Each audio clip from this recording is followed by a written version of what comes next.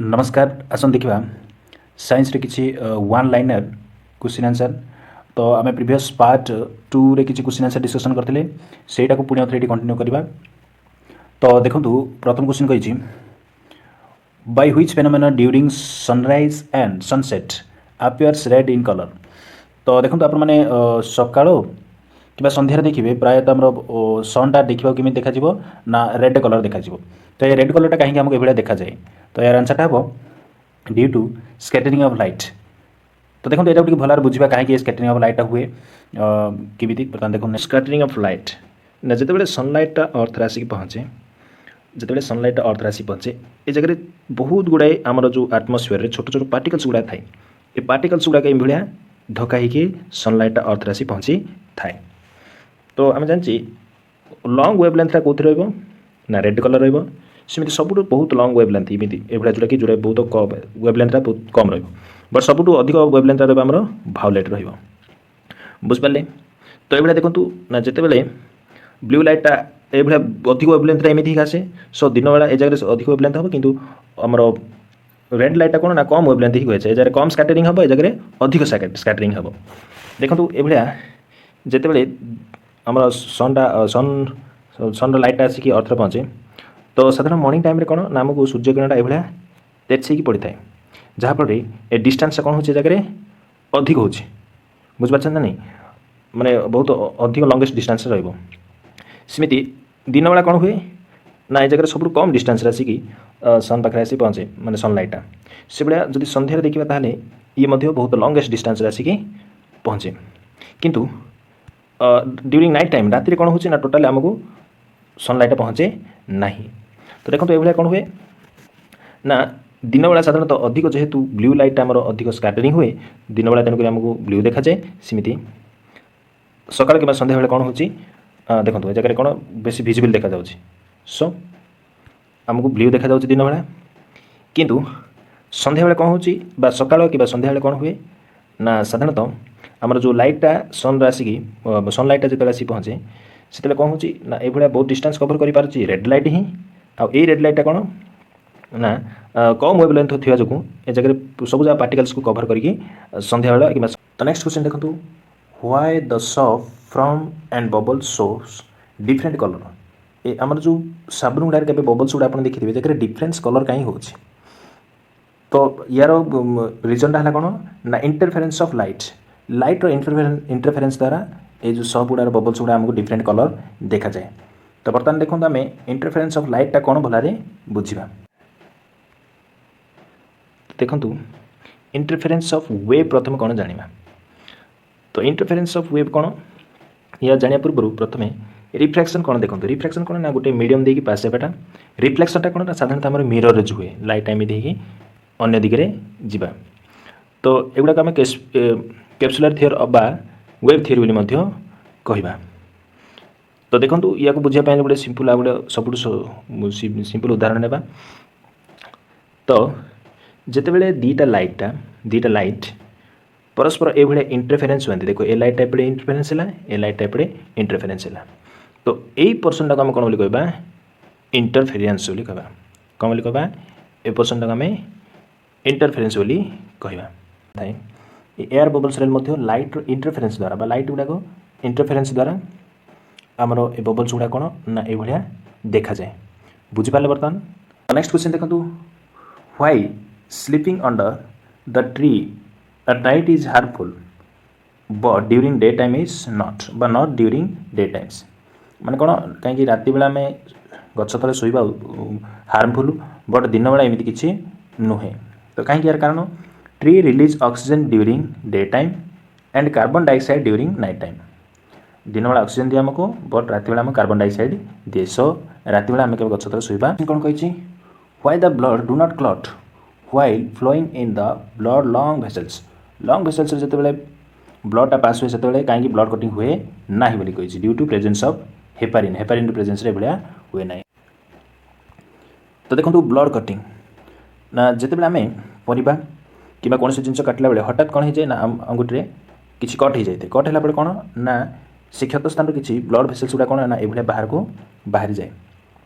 तो ये हूँ आर्टेरी जब जो ये ब्लडटा बाहर को बाहर देखो ए डैमेज एरिया भितर किसी कौन ना ये किसी ब्लड प्लेटलेट्स गुड़ाक ब्लड भितर थाए आउ से ब्लड प्लेटलेट्स गुड़ा थ्रम्बिन ही कैल्शियम आयन एभा विभिन्न प्रकार प्रोथ्रम्बिन एभा विभिन्न प्रकार सब्सटेंस कौन ना ब्लड भितर थाए ना जितेबाला प्रोथ्रम्बिन सह फ्रिब्रिनोजेन कौन हुए ना कम्बिनेसन है ये गोटे फ्रिब्रिन परिणत हुए फ्रिब्रिन परिणत है ये फ्रिब्रिन क्लटिंग जगह बाहर को बाहर थाए और परवर्त समय ये फ्रिब्रिन गुड़ा कौन ना ये गोटे जाल भाया बांधिकी रही जाए जहाँफल ब्लड भेसल्स गुड़ा किसी जगह लग जाती और ब्लड जो बाहर को बाहर कथा से बाहर को बाहर दे न था या आम ब्लड कटिंग बोली कहवा बुझिपारे बर्तमान ब्लड कटिंग कौन तापर ये ब्लड कटिंग कौन हो जाए स्टप हो जाए बाहर को ब्लडटा बाहर ना ये एट जाए। तो देखो नेक्स्ट क्वेश्चन देखिए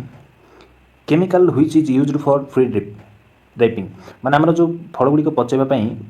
कौ केमिकलटा यूज कराए ना यार आंसरटा है कैल्शियम कार्बाइड आम फल को पचाइवाई व्यवहृत कराए।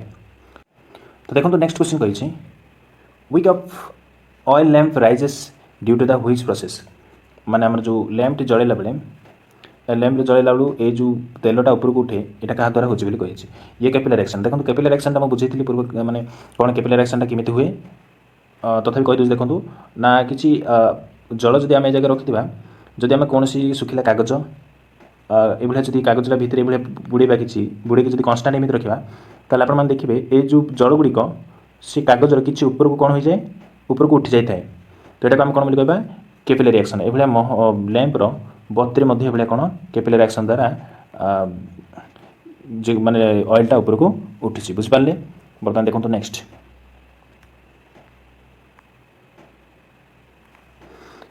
Splitting of light into 7 different colour is called dash आम जो देखिए आप गोटे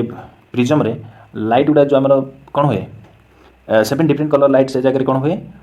स्प्लिटिंग हुए तो यही प्रोसेस आम कौन बोली कहबा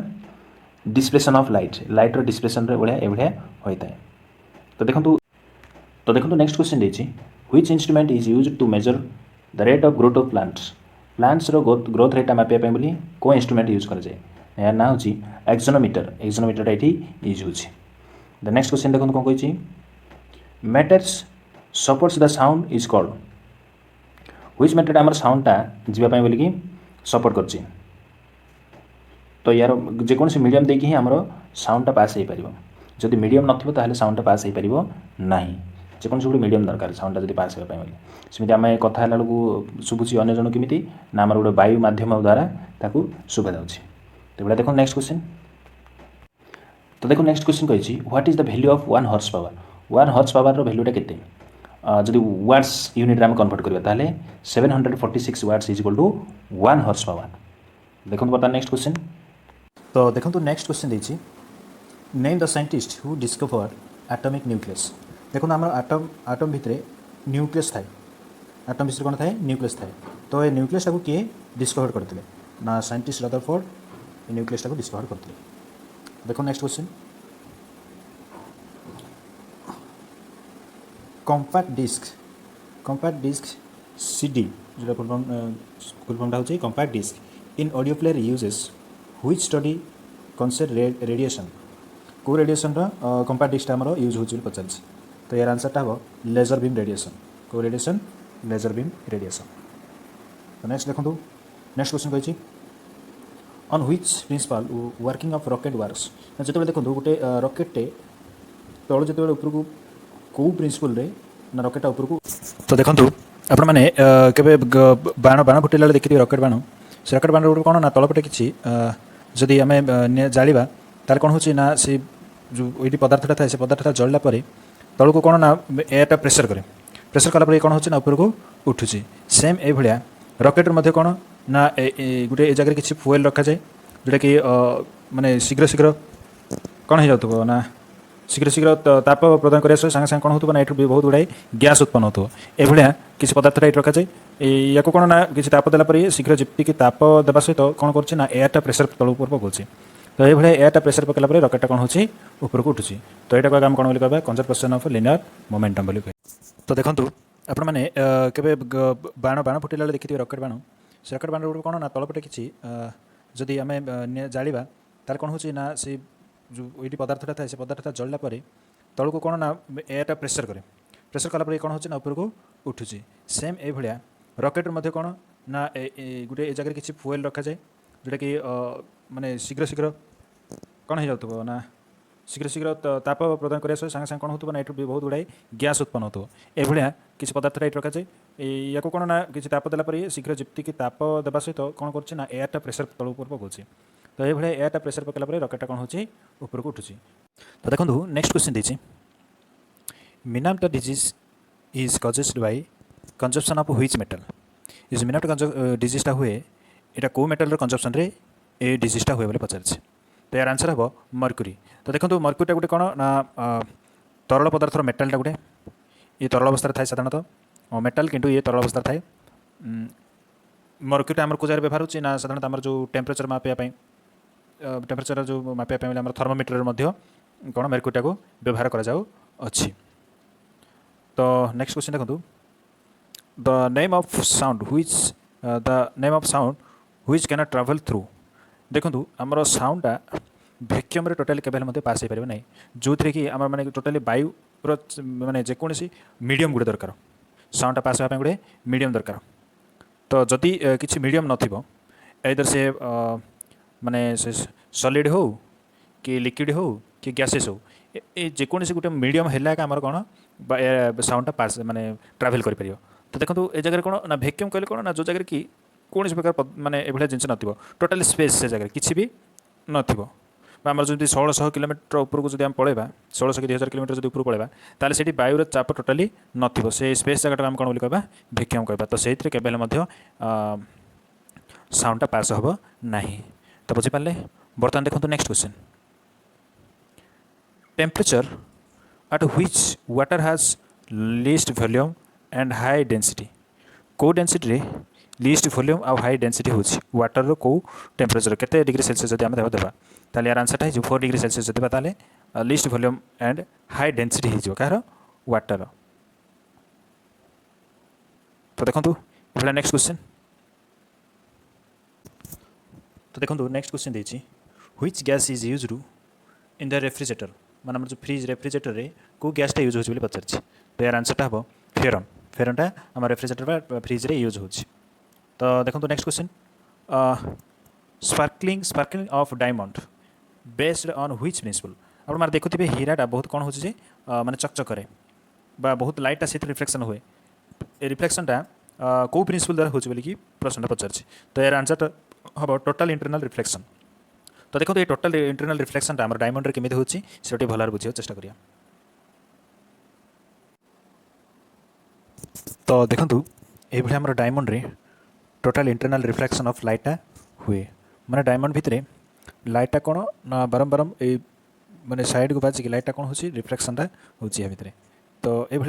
इंटरनल रिफ्लेक्शन जो आम डायमंडटा कौन बहुत चकचक देखा जाउछि तो आप देखि पारथि को इंटरनल रिफ्लेक्शनटा हुए नेक्स्ट क्वेश्चन दीजिए व्हाट इज द